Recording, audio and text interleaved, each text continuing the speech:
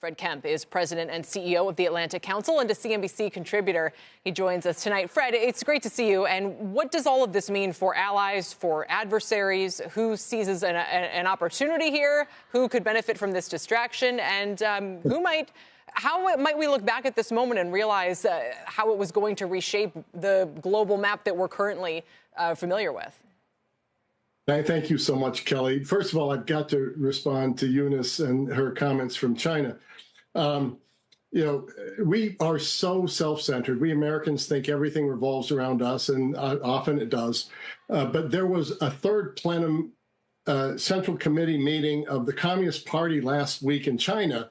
And what markets are going to look at is that President Xi doubled down on state and party control at the expense of investors, foreign and Chinese and consumers alike. And this is going to, they only predicted 5% growth this year, and that's probably overestimating it. But even though their politics is more opaque, there's also politics there, and it's not going in a good way. But I'll still answer your question. For me, the biggest question and the biggest legacy question for Biden is Ukraine.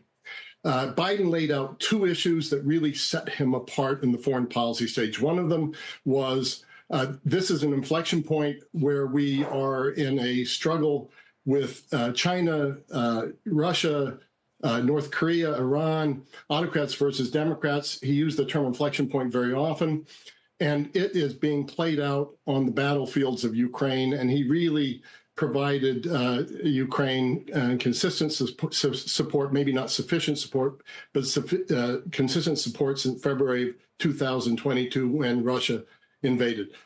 Trump and Vance are approaching this whole set of issues quite differently.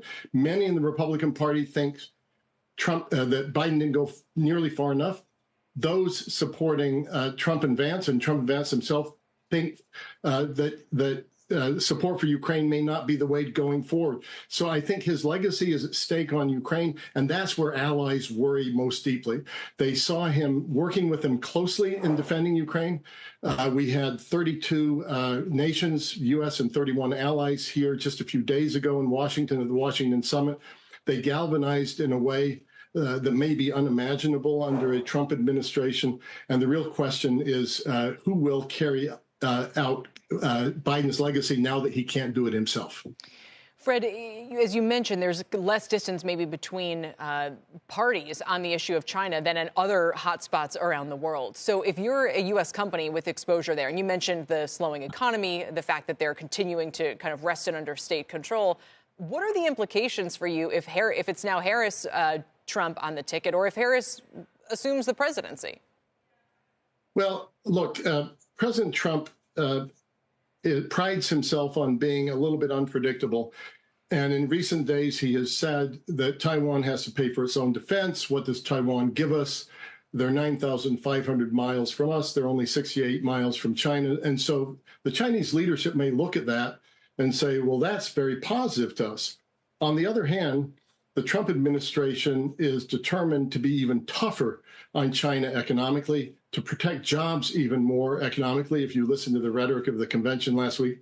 So they'd be perhaps more amenable in a geopolitical sense, tougher in a economic sense, but it only makes a difference with China if you can bring Europe along.